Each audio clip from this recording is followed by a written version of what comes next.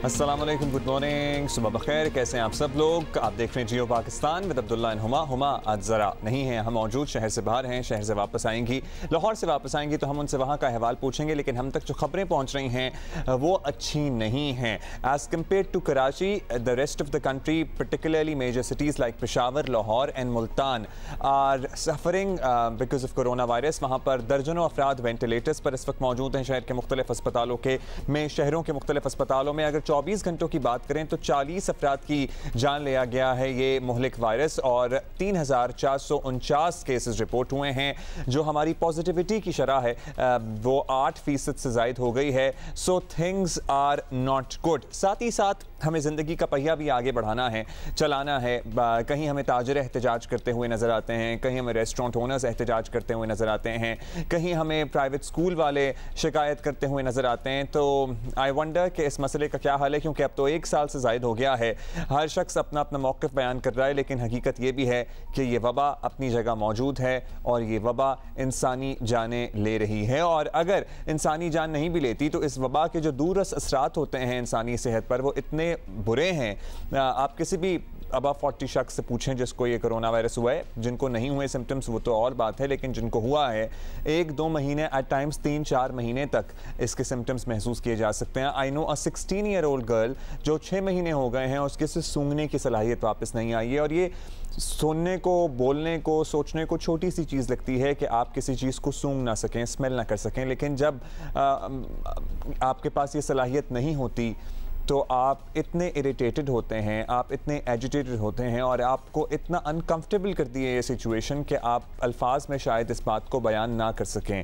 एक और बात जो बहुत से लोगों से मैंने की और रियलाइज़ हुई उन्हें, कि इंसान ज़िंदगी में जद्दोजहद करता है, मेहनत करता है रोज़ी रोटी के लिए, रिस्क कमाने के लिए, और जाहिर है कि हम सब खाना खाते हैं, अपने बाकी तमाम मामलात सीधे करते हैं, जो भी इंसान रोज़ी रोटी कमाता है। लेकिन अगर सिर्फ एक छोटी सी चीज़ ज़बान से अल्लाह ताला जायका अगर ले ले, जो कि इस कोरोना वायरस में होता है, one of the major symptoms, तो ऐसा लगता है कि आपकी पूरी ज़िंदगी बेमानी हो गई। आप जो कोशिश कर रहे हैं, आप जो एफर्ट्स कर रहे हैं, आप जो काम कर रहे हैं, आप जो नौकरी कर रहे हैं, आप जो कारोबार कर रहे हैं, आप लिटरली चंद लम्हों के लिए ये सोचने पर मजबूर हो जाते हैं कि ये सब बेमानी है, क्योंकि मैं जो भी कमा रहा हूँ, खा रहा हूँ, उसका मुझे पता ही नहीं लग रहा कि मैं क्या खा रहा हूँ, क्या एंजॉय कर रहा हूँ, क्या ये जहर है, क्या ये चीनी है, क्या ये शहद है।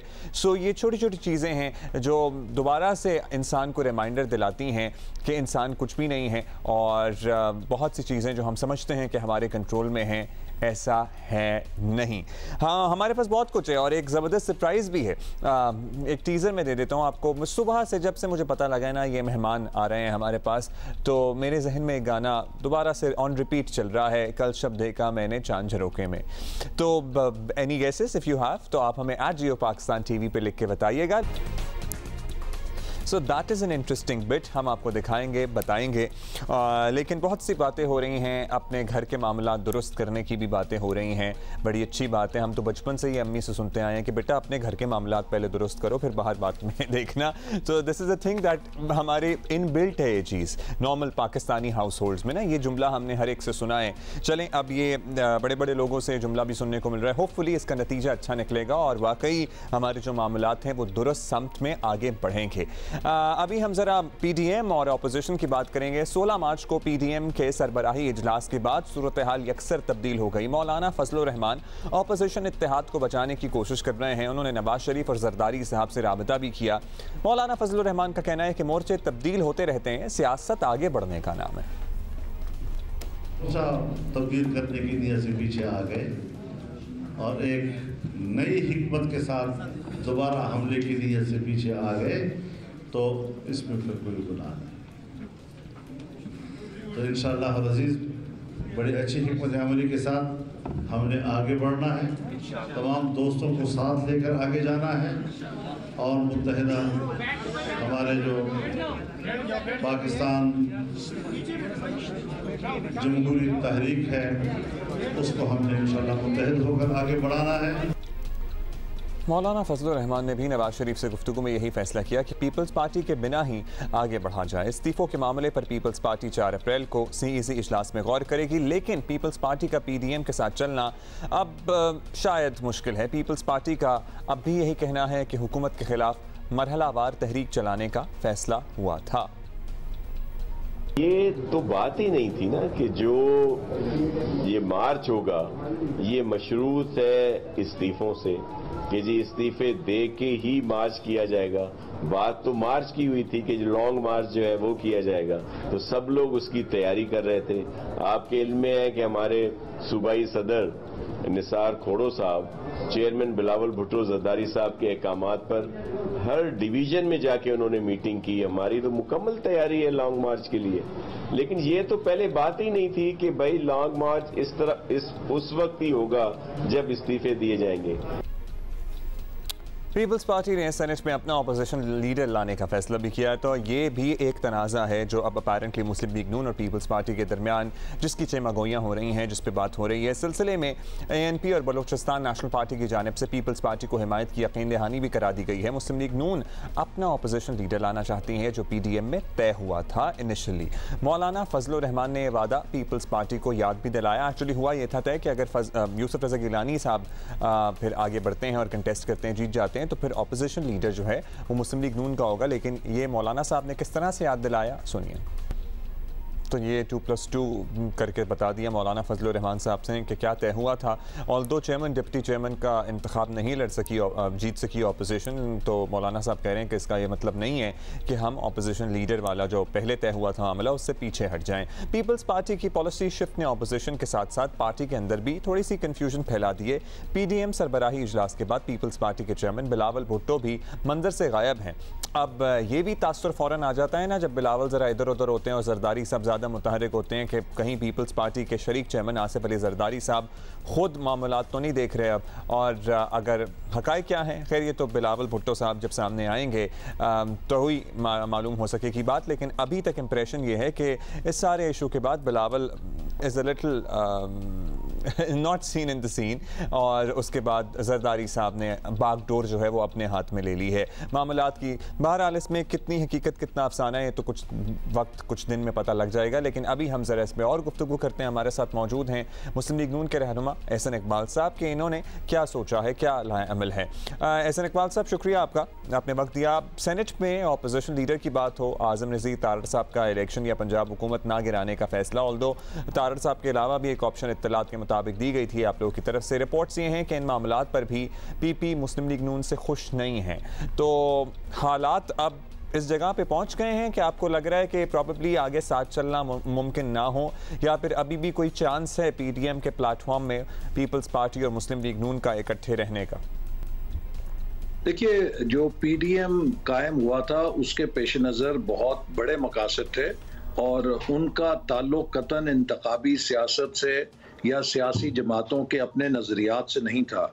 हमारे सामने जो मकासद हैं वो ये हैं कि पाकिस्तान में हम आइन को बालादस्त कैसे करें, कॉन्स्टिट्यूशनल सुप्रीमेसी कैसे कायम हो, मुल्क की जो पार्लियामेंट है उसकी खुद मुख्तारी कैसे बहाल हो, पाकिस्तान की अदलिया आज़ाद कैसे हो, पाकिस्तान के मीडिया की फ्रीडम को कैसे इंश्योर किया जाए, जो पाकिस्तान के अवाम हैं उनके सियासी और मुआशी हकूक़ का तहफ़्फ़ुज़ कैसे हो, और ये मुआशरा रूल ऑफ लॉ पे कैसे चले। ये वो बड़े मकासद हैं जिनके लिए हम सब PDM के प्लेटफॉर्म से इकट्ठे होकर जद्दोजहद कर रहे हैं।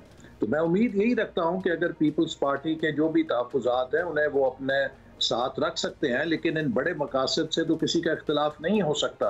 और अगर ये सेनेट के अपोजिशन लीडर का मामला है तो इसके ऊपर तो PDM के प्लेटफॉर्म पे सब जमातों का इत्तफाक हुआ था कि पीपल्स पार्टी चेयरमैन सेनेट का इलेक्शन लड़ेगी, JUI को डिप्टी चेयरमैन की सीट दी जाएगी और PMLN के पास लीडर ऑफ ऑपोजिशन का ऑफिस होगा।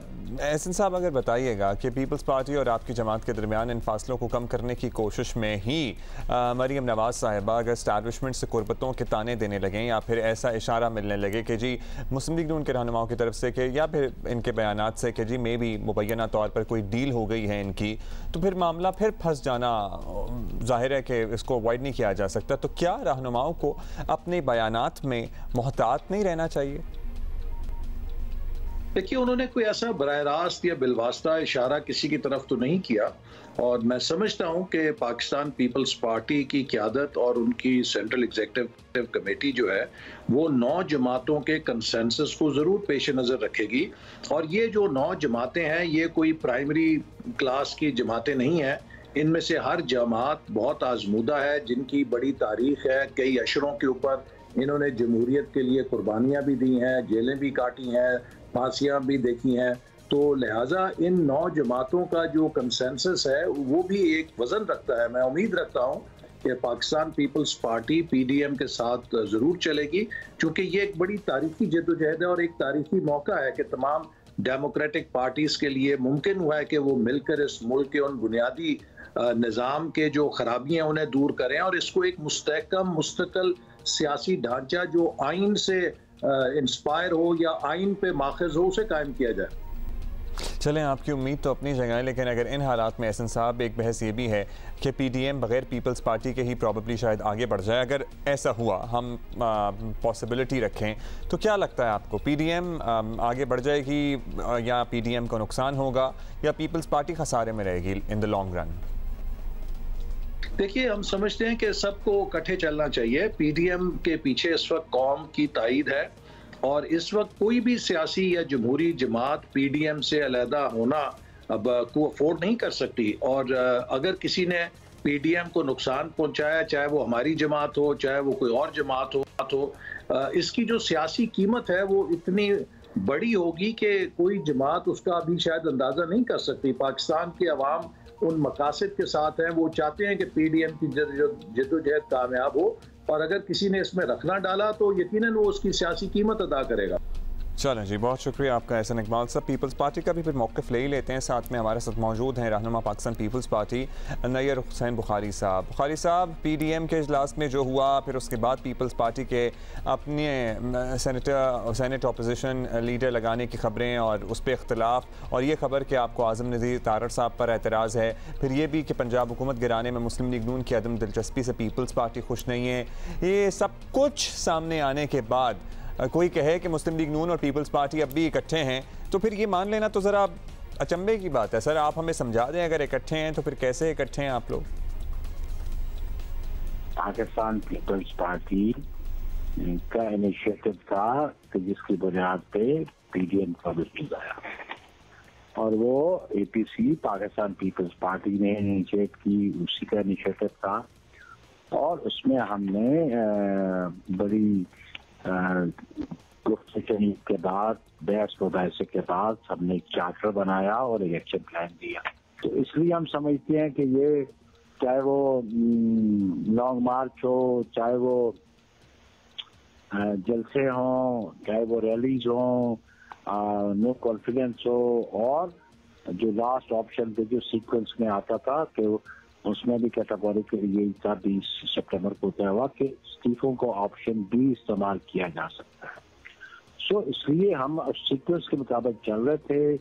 26 मार्च का जो ऐलान था PDM की क़यादत का, वो बिल्कुल वाज़ेह था। उस पर इस्तीफों का कोई इशू नेक्स्ट नहीं था कि लॉन्ग मार्च करके हम इस्लामाबाद जाएंगे और हम इस्तीफे टेंडर कर देंगे।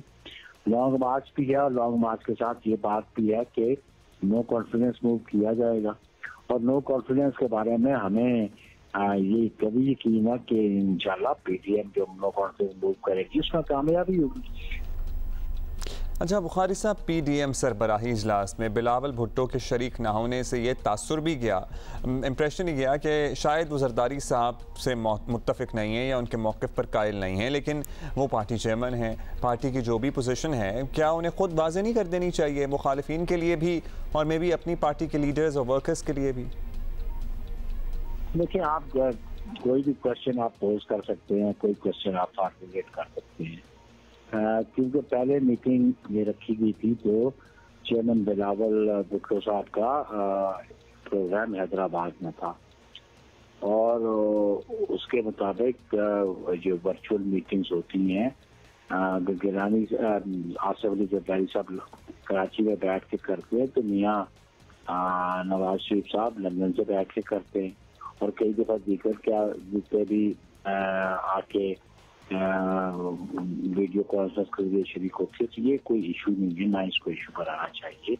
इससे कबल कई मरतबा लीडरशिप वीडियो लिंक से मीटिंग में शरीक होते रहे और बिलावल साहब वो शरीक हुए होल टाइम कुछ 6 घंटे उसमें शरीक हुए। ये नहीं कि खाली अपना मौका बयान करके तो उठ के चले गए हों। कॉन्टिन्यूसली जब तक मीटिंग कंक्लूड नहीं होती, चेयरमैन बिलावल भुट्टो जरदारी वहाँ पे थे और आसिफ अली जरदारी भी वहाँ पे थे, इसी तरह मियां नवाज शरीफ साहब भी थे।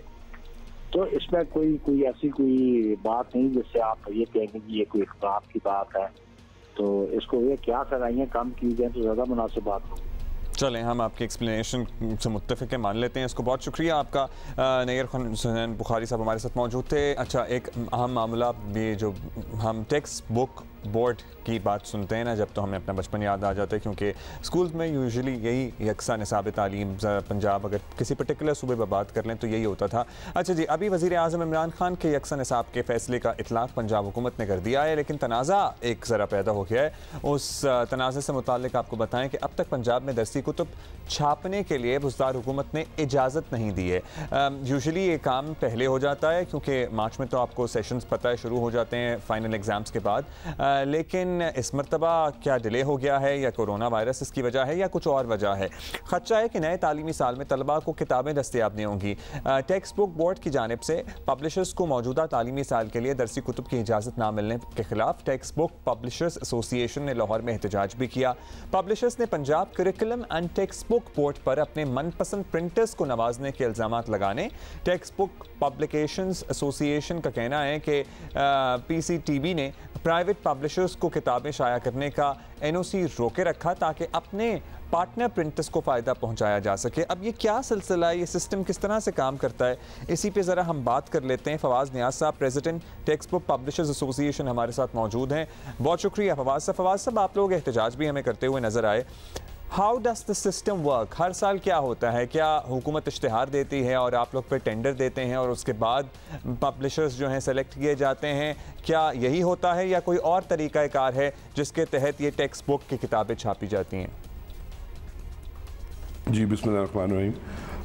सबसे पहले तो ये, जैसे भी आपने कहा, आपने बिल्कुल ठीक जो पिक्चर पोर्ट्रे की है। ऐसा होता है कि 2 तरह की किताबें PCTB Punjab curriculum and text book board तैयार करता है। एक वो प्रिपेयर करता है जो पब्लिक स्कूल्स के लिए होती हैं, जिनको फ्री डिस्ट्रीब्यूशन की जाती है, वो टेंडर के थ्रू होती हैं। और एक उनकी किताबें होती हैं जो सिंगल बुक पब्लिश होती है, that is for the free market, जो ओपन मार्केट के लिए अवेलेबल होती हैं। इस दफ़ा अनफॉर्चुनेटली ऐसा किया PCTB ने, डेलिबरेटली हमें उन्होंने कहा कि जो सिंगल नेशनल करिकुलम पर बेस करती हुई जो बुक्स थी उसका NOC उन्होंने पहले तो सिरे से देने से ही मना कर दिया, और उसके बाद उन्होंने कहा कि अगर हम आपको देंगे तो 450 से 475,000 रुपीज़ फ़ीस चार्ज करेंगे, जो कि पिछले साल 2,000 रुपये थी। अब 2,000 से 475,000 फ़ीस, इसका मतलब ये था कि कोई भी पब्लिशर पार्टिसिपेट ही ना करे और जो PCTB की जो बुक है मार्केट में सिर्फ वही बिके। आप समझते हैं कि जब कोई भी सरकारी दफातर से कोई चीज़ इशू होती है जिससे किसी दूसरे को माली फ़ायदा पहुंचता है तो वो शेयरिंग बेस पर होता है। तो बेसिकली इनका यही था कि वो लोग जो हमारे प्राइवेट टेक्स्ट बुक पब्लिशर्स हैं उनको किताब ना शाया कर सकें, ताकि लोगों के पास अच्छी किताब की, मयारी किताब की चॉइस ही ना बचे, सिर्फ एक ही किताब की चॉइस हो, वो PCTB की हो। हमें PCTB की किताब पब्लिश करने से कोई एतराज़ नहीं है। अब जो कल का प्रोटेस्ट था, मैं उसके बारे में थोड़ा सा आपको ब्रीफ कर दूं कि फेडरल गवर्नमेंट की तरफ से हमें शफकत महमूद साहब और जो फेडरल सेक्रेटरी एजुकेशन है, हम उनके बड़े शुक्रगुजार हैं। उन्होंने हमें नया NOC की जो पॉलिसी, जो उन्होंने NOC लेने की जो पॉलिसी दिया है, that is a wonderful policy और पब्लिशर फ्रेंडली भी है, और वो उससे सिंगल नेशनल करिकुलम भी प्रमोट होगा। It's a win win situation for everyone. But उसका जो प्रोसेस मसला हल हो गया है क्या? जी, मैं वो यस करने लगा था कि जो उसका प्रोसेस है that is for about 2 months, it will take another 2 months, 2 महीने मजीद लगेंगे NOC मिलने के लिए। अब बोर्ड ये करने लगा है, PCTB ये कर रहा है कि जो सेशन आप देखें कि अगस्त में है, स्कूल सेशन अगस्त में है, स्टार्ट होना है, लेकिन PCTB ने अपने जो प्रिंटर्स हैं जो उनके साथ मिल के काम करते हैं उनको किताबें छापने के लिए कह दिया है। जो मॉडल बुक्स थी उनको टेक्स्ट बुक का स्टेटस दे दिया है और वो किताबें छपनी शुरू हो गई हैं। हमारा जो कल का प्रोटेस्ट है, जो आगे हम प्रोटेस्ट करने जा रहे हैं, जो हम सिट इन करने जा रहे हैं, वो इस बात पर है कि चूंकि हमें एनओसी नहीं दिया गया, हमारे पास किताबें मौजूद नहीं हैं, पहले हमें एनओसी दिया जाए ताकि हम अपनी किताबें शाया की जाएं और ये लोग बड़े आराम से मैनेज कर सकते हैं और उसके बाद ये अपनी किताब और हमारी किताब एक साथ मार्केट में लाएं ताकि मार्केट के पास फ्री ऑप्शन अवेलेबल हो कि उन्होंने कौन सी किताब लेनी है, कौन सी अच्छी किताब है, कौन सी बेहतर किताब है। किताब तो हमने एसएनसी पर बेस करते हुए ही डेवलप करनी है। तो इसलिए हमारा जो ये एहतजाज है कि पीसीटीवी जो अपने मनपसंद लोगों को फ़ायदा देने के लिए और ख़ुद अपने आप को फ़ायदा पहुंचाने के लिए जो इन्होंने सिंगल बुक तैयार कर रहे हैं, इसको रोका जाए कम से कम 2 महीने के लिए, तब तक जब तक कि हमें एनओसी ना मिल जाए और हमारी किताबें मार्केट में आए। और मयारी किताबें और गैर मयारी किताबें, मुझे बताइए कि करिकुलम ऑलमोस्ट एक जैसा होता है कि जब हम मयारी और गैर मयारी किताब की बात करते हैं तो क्या उसकी पेपर क्वालिटी में फ़र्क होता है, क्या उसमें जो तस्वीर होती हैं या उसका जो लेआउट होता है उसमें फ़र्क होता है, और ये जो मयारी किताब आप बात कर रहे हैं ये आप लोग खुद डिज़ाइन करते हैं और फिर किसी से अप्रूव कराते हैं, ये क्या सिलसिला होता है? जी देखिए, आप इस चीज़ को बड़ी अच्छी तरह से अंडरस्टैंड करते हैं कि जो आप सरकारी हॉस्पिटल और प्राइवेट हॉस्पिटल का जो डिफरेंस है वो सिर्फ एक चीज़ पे ट्रीटमेंट का नहीं होता, वो ऑन द होल पूरे के पूरे तमाम सेटअप का होता है। इसी तरह हमारे पास जो एडिटोरियल डिपार्टमेंट्स होते हैं, जो लोग हमारे पास काम कर रहे होते हैं, वो बड़े सीजनड लोग हैं। अब जैसे हमारी जो बुक्स हैं वो डेवलप होती हैं, उसके अंदर पेपर क्वालिटी, उसकी इलस्ट्रेशन क्वालिटी, उसके अंदर कोई हम लोगों ने कोई किसी को एक जेन्युइन काम करते हैं, हमसे कोई मलाफाइडी उसमें नहीं होती, जबकि सरकारी इदारों में बिल्कुल मुख्तलिफ माहौल होता है। तो हमारी किताबों की illustrations, paper quality, printing quality, अच्छा ये अभी आप लोगों को तो एनओसी मिला नहीं है, कंपटीशन सर्टेनली होना चाहिए, आप लोगों को एनओसी मिला नहीं है, अब क्या, अब ज़ाहिर डिमांड भी ज़्यादा होती है जब भी नया तालीमी साल शुरू होता है, तो आपको लगता है कि बच्चे इसमें, स्टूडेंट्स इसमें सफ़र करेंगे कि मार्केट में किताबें नहीं मिला करेंगी, और जो अगर किताबें मिल रही हैं तो मे बी बहुत से प्राइवेट स्कूल्स जो हाई एंड प्राइवेट स्कूल्स हैं वो मे बी सेटिस्फाइड ना हो उनकी क्वालिटी से, तो ये सारा तो केओस की तरफ जा सकता है मामला। Absolutely, it is going towards absolutely. Again, you have put the right picture. ये बिल्कुल chaos की तरफ जाएगा, बुक्स अवेलेबल नहीं होंगी क्योंकि किसी भी पीसीटीवी या किसी भी बोर्ड के पास एक्चुअल काउंट नहीं है कि बच्चे कितने हैं, कहाँ पर हैं।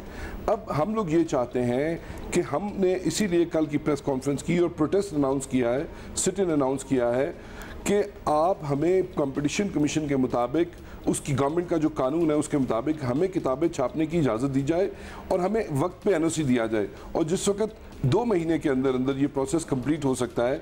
और सेशन अगस्त का है, अभी आपके इल्म में होगा कि फेडरल गवर्नमेंट ने और पंजाब गवर्नमेंट ने जो सेशन अनाउंस किया स्कूल्स का वो अगस्त का है, तो आगे हमारे पास टाइम काफ़ी है, हम अपनी किताबों का एनओसी उनसे ले सकते हैं, किताबें शाया कर सकते हैं। और देखिए फिर स्कूल के पास ओपन चॉइस है, आप पीसीटीवी की किताब लगाना चाहते हैं या किसी प्राइवेट पब्लिशर की किताब लगाना चाहते हैं, ये टोटल ऑप्शन स्कूल्स के पास होनी चाहिए, वो ये ऑप्शन होनी चाहिए। President text book publishers association Fawaz Niaz साहब हमारे साथ मौजूद थे। और एक करिकुलम होता है, एक सिलेबस होता है, करिकुलम एक वो होता है मामला कि एक कुछ बुनियादी फैक्टर्स पे इत्तेफाक हो गया, अब मुख्तलिफ किताबें हो सकती हैं जो उन्हीं फैक्टर्स को अपने अंदाज में पेश करें, और कोई एक स्कूल एक किताब को इस्तेमाल कर सकता है, कोई दूसरा स्कूल दूसरी किताब को इस्तेमाल कर सकता है। इन अ ब्रॉडर पर्सपेक्टिव टॉपिक्स एक जैसे होते हैं।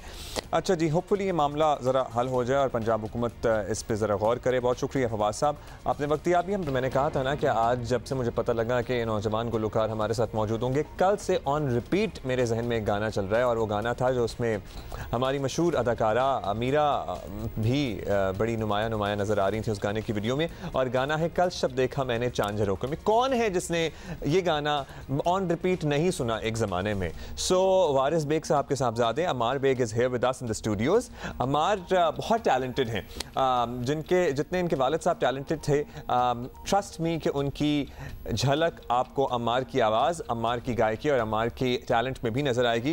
Welcome to the studios, welcome to Karachi. Thank you for having me Abdullah भाई। कैसे हैं भाई, आप ठीक ठाक हैं? बहुत बहुत, I am very excited, first time in Karachi. First time in Karachi and first time in Jio Pakistan and on Jio news. तो हम आपसे गाने तो ज़बरदस्त सुनेंगे, लेकिन उससे पहले आपको पता है हमारा पैटर्न, हमने क्विकली ज़रा हालात हाज़िरा पर भी नज़र दौड़ानी होती है। तो मुल्क में 60 साल से ज़ायद उम्र के अफराद को कोरोना वैक्सीन लगाने जाने का अमल जारी है। ये चीज़ें बताना भी बड़ा इंपॉर्टेंट है। सदर मुमलिकत डॉक्टर आरिफ अलवी के बाद वज़ीर आज़म इमरान खान ने भी वैक्सीन लगवा ली। I hope he is doing fine. वैसे कुछ माइनर बॉडी एक्स वगैरह होते हैं, लेकिन मुल्क में कोरोना की तीसरी लहर में खतरनाक हद तक इजाफा हुआ है। मुस्बत केसेस की शरह 3% थी पहले, अब 7% से भी ऊपर चली गई है। ऑलमोस्ट 8% पर रिकॉर्ड की जा रही है। 24 घंटों में मुल्क में 3000 से ज़ायद केसेस रिकॉर्ड हुए हैं और 61 मरीज़ इंतकाल कर गए हैं। लेकिन अवाम सूरत हाल की संगीनी को संजीदा नहीं ले रहे हैं। बाजारों में आप देख लें वही हाल है।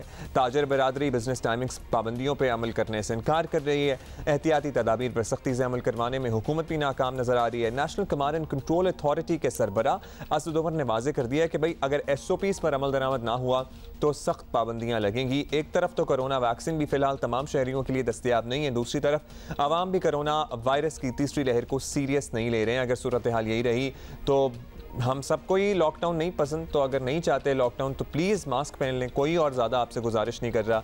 हमारे साथ मौजूद है पार्लिमानी सेक्रेटरी बराए सेहत डॉक्टर नौशीन हामिद साहिबा। साथ साथ आपको ये भी बता दें कि पॉजिटिविटी जो रेट है वो 8% ऑलमोस्ट हो गया है। अच्छा जी डॉक्टर साहिबा, आप ये बताइएगा कि कोरोना केसेस जिस शरह से बढ़ रहे हैं, सबको परेशान होना चाहिए, लेकिन अफसोस की बात यह है कि सब परेशान हैं नहीं। इसीलिए NCOC को कहना पड़ा कि आवाम ने अगर एहतियात ना की तो बहुत ज़्यादा ऑप्शंस बचेंगे नहीं। तो क्या हम मुकम्मल लॉकडाउन की तरफ जा रहे हैं?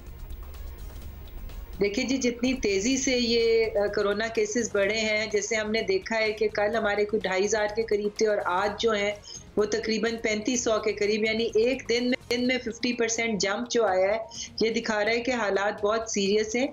और इसी तरह जो हॉस्पिटल्स में बेड्स की ऑक्यूपेंसी और वेंटिलेटर्स की ऑक्यूपेंसी है वो भी एकदम से जो है वो बहुत बढ़ गई है। यकीनन हालात बहुत सीरियस हैं और हुकूमत बार बार रिक्वेस्ट कर रही है कि एहतियाती तदाबीर अपनाएं। ये कुछ महीनों की बात है। इंशाल्लाह ताला जब हम वैक्सीनेशंस को एक ख़ास हद तक ले जाएंगे तो हमें हालात बेहतरी की तरफ होंगे, मगर जब तक हम अपना वो टारगेट अचीव नहीं करते, एहतियात की बेहद ज़रूरत है। और अगर अवाम ने कोऑपरेट नहीं किया, जो कि हम देख रहे हैं कि वो नहीं कर रही है, तो फिर ज़ाहिर ज़्यादा स्ट्रिक्ट मेजर्स लेने पड़ेंगे। जो स्मार्ट लॉकडाउन हैं उनका दायरा कार बढ़ाना पड़ेगा। हो सकता है कि जो मार्केट्स के टाइम कम किए हैं उनको ज़्यादा मज़ीद और कम करना पड़े। तो डेफिनेटली स्ट्रिक्ट मेजर्स लेने पड़ेंगे, क्योंकि ये वबा जिस तरीके से फैल रही है ये ख़तरनाक तरफ जा रही है। डॉक्टर साहब, आवाम का ये जो नॉन सीरियस रवैया है बड़ा अफसोसनाक है, लेकिन जो तो शुरू से हम बात कर रहे हैं, लेकिन सरकारी तकरीबात हैं, वज़रा को देख लें, चाहे अपोजिशन हो, चाहे हुकूमत हो, चाहे पार्लियामेंट के इजलास हो, अवामी इज्तिमात हो, अवामी नुमाइंदे खुद भी कोरोना SOPs को ख़ास कोई खातिर में लाते नहीं हैं। तो ये कोई अच्छी बाय एग्जाम्पल तो आप लोग सेट नहीं कर रहे हैं ना मामलात? देखिए जी, जहाँ तक मैं समझती हूँ कि हमारी कैबिनेट मीटिंग्स वगैरह या इस तरह का होता है, उसके अंदर तो SOPs का पूरा ख्याल रखा जाता है। जितनी सरकारी मीटिंग्स होती हैं, सरकारी गैदरिंग्स होती हैं, जो ऑफिशियल जगहों पे होती है, वहाँ पर तो SOPs जो हैं उनके ऊपर अमल दरामद होता है। मगर हाँ, बहुत सी जगहों के ऊपर जो है वो हम देखते हैं कि लोग, इवन हमारे जो सरकारी लोग हैं, वो भी उसके ऊपर SOPs को लाइटली ले रहे होते हैं। तो इसका ये मतलब नहीं है कि वो सही कर रहे हैं, वो बिल्कुल गलत है। और मैं समझती हूँ कि उनको ज़्यादा जिम्मेदारी का सबूत देना चाहिए और ख़ुद एक मिसाल बनना चाहिए, क्योंकि अगर ये चीज़ें जो कि TV पे दिखाई जाती हैं, मीडिया के थ्रू दिखाई जाती हैं, अगर वहाँ हम अपनी इस लीडरशिप को उस पर अमल करते देखेंगे तो डेफिनेटली आवाम भी फिर इसको सीरियसली। अच्छा, वैक्सीन्स जो है ना, उसमें अब फाइनली कुछ लोग जोशो खरोश दिखा रहे हैं, बहुत से लोगों ने लगवा लिए हैं, लेकिन अभी दूसरी डोज की बारी आनी है। वैक्सीन्स लेकिन हैं बड़ी कम डॉक्टर साहिबा, तो क्या in the set time frame ये दूसरी डोज सबको मिल जाएगी जो पहली डोज लगवा रहे हैं? जी बिल्कुल। देखिए, इस वक्त जिनको पहली डोज लगी है उनके लिए दूसरी डोज का जो है वो स्टॉक हमारे पास मौजूद है। हुकूमत की प्लानिंग इसी तरह से है कि जिनको पहली डोज लग रही है उनकी दूसरी डोज की अवेलेबिलिटी भी इंश्योर की गई है, वो हमारे पास स्टॉक में मौजूद है और उतने ही लोगों को लगाई जाएगी जिनके लिए सेकेंड डोज भी मौजूद है। मगर इसके अलावा हमारी वैक्सीन बिल्कुल पाइपलाइन में है। कल जो चाइना से हमारा प्लेन आया है वो 5 लाख मजीद डोजेस लेकर आया है। उसके अलावा पाकिस्तान ने साइनोफार्म के साथ अपना एक बाइंग एग्रीमेंट फाइनल कर लिया और हमें उम्मीद है कि आइंदा कुछ दिनों में वो 1 मिलियन डोजेस जो हम खरीद रहे हैं साइनोफार्म की वो भी हम तक पहुंच जाएंगी। कैंसिनो बायो की 60,000 डोजेस की भी परचेज का फैसला हो गया है, उनके साथ भी फाइनल मराहिल में है, वो वाली भी थोड़े दिनों में हम तक पहुंच जाएगी। और इसके बाद ये पाइपलाइन में है और हुकूमत ने पूरा एक कॉम्प्रिहेंसिव प्लान बनाया हुआ है। ये कंसाइनमेंट्स आती रहेंगी और इंशाल्लाह ताला जैसे जैसे ये कंसाइनमेंट्स आएंगी हम अपने पॉपुलेशन ग्रुप्स जो हैं उनको मजीद बढ़ाते। थैंक यू जी। नौशीन हामिद साहब हमारे साथ मौजूद थी। लेट्स सी कि ये सिलसिला हमें और तेज़ करने की आपको पता है नेचुरली ज़रूरत है। ज़्यादा से ज़्यादा लोग वैक्सीनेट होंगे तभी हम ये जो तीसरी वेव है और ज़ाहिर एहतियात के साथ इस पर काबू पा सकेंगे। क्विकली एक खबर हमने आप तक पहुँचानी है कि कौमी क्रिकेट टीम अगले माह जनूबी अफ्रीका और जिम्बाब्वे के खिलाफ सीरीज़ खेलने जा रही है, लेकिन उससे पहले ही कप्तान बाबर आजम के लिए एक ज़रा चैलेंज आ गया है। चंद माह पहले हमीज़ा मुख्तार नामी खातून ने बाबर आजम पर शादी का झांसा देकर धोखा देने और माल बटोरने के संगीन इल्ज़ाम लगाए थे, जिसके बाद हमीज़ा मुख्तार ने बाबर आजम और 2 नामालूम ख़वातीन की जानिब से मुबैना धमकी आमेज़ कॉल्स मौसूल होने की शिकायत FIA से की थी, जिसके नतीजे में दोनों ख़वातीन के नामों की शनाख्त के साथ ये इंकशाफ हुआ है कि जो हमीज़ा को कॉल्स मौसूल हुई थी उन कॉल्स के नंबर बाबर आजम की मिल्कियत हैं, लेकिन अदालत के तलब करने के बावजूद दोनों ख़वातीन और बाबर आजम अब तक अदालत के सामने पेश नहीं हुए हैं। जिसके बाद कल ब्लैकमेलिंग और हरासमेंट के केस की समाअत के दौरान एडिशनल सेशन जज ने FIA को बाबर आजम के खिलाफ FIR दर्ज करने का हुक्म दे दिया है, जो यकीनन कौमी क्रिकेट टीम के कप्तान के लिए मुश्किल मरहला हो सकता है। तहम इस हवाले से उनके वकील बैरिस्टर हारिस इस्मत का कहना है कि हाई कोर्ट पहले ही पुलिस को बाबर आजम पर मुकदमा दर्ज करने से रोक चुकी है। नोटिस दिए बगैर बाबर आजम की गैर मौजूदगी में हुक्मनामा जारी करना बुनियादी इंसानी हकूक की खिलाफ वर्जी है। तो इसी पे बात कर लेते हैं। जियो न्यूज़ लाहौर के कॉरेस्पोंडेंट इमरान एहसान हमारे साथ मौजूद हैं। इमरान, बताइएगा कि अदालत ने FIA को मुकदमे के इंदराज और तफ्तीश के लिए ग्रीन सिग्नल दे दिया, तो क्या मैंडेट है FIA का कि क्या वो तफ्तीश के लिए बाबर आजम को तलब कर सकते हैं या नहीं कर सकते, या उनका मोबाइल फ़ोन वगैरह लेंगे और उसका फोरेंसिक करेंगे? What's the procedure ahead? यहाँ ये बात और भी ज़्यादा अहम हो जाती है कि बाबर ना तो शामिल तफ्तीश हुए हैं और ना ही उन्होंने अपना बयान रिकॉर्ड कराया है। इसके साथ साथ उन्होंने अपना फ़ोन भी जमा नहीं कराया। अगर वो अपने आप को बेकसूर साबित करना चाहते हैं तो उनको ये तीनों काम करना होंगे, यानी शामिल तफ्तीश भी होना है, बयान भी रिकॉर्ड कराना है, फ़ोन भी जमा कराना है। साइबर क्राइम एक्ट के तहत इसी केस के अंदर दीगर 2 मुल्ज़मान सलमा और मरियम, इन दोनों के खिलाफ भी अदालत ने कार्रवाई का हुक्म दिया है। अभी मुकदमा दर्ज होना है और बड़ा वक्त है इस केस के मंतकी अंजाम तक पहुंचने में, लेकिन ये यहाँ हम जानना चाहेंगे आपसे कि इस मुकदमे में क्या सज़ा हो सकती है मैक्सिमम, अगर इसको ओवरऑल जज किया जाए तो कितना सीरियस है ये मैटर? बाबर के खिलाफ 3 इल्ज़ामात हैं, जिनसी ज़्यादती, फायरिंग और साइबर क्राइम। बैक वक्त ये तीनों इल्ज़ामात नहायत संजीदा नौइयत के हैं। अदालत के हुक्म पर अगर FIR दर्ज हो भी जाती है तो फिर ये देखना होगा कि दफ़ात कौन सी लगी हैं और कौन सी साबित हो पाई हैं। देखना है कि कैसी दफ़ात लगती हैं क्या। बहुत शुक्रिया एहसान इमरान हमें अपडेट करने के लिए।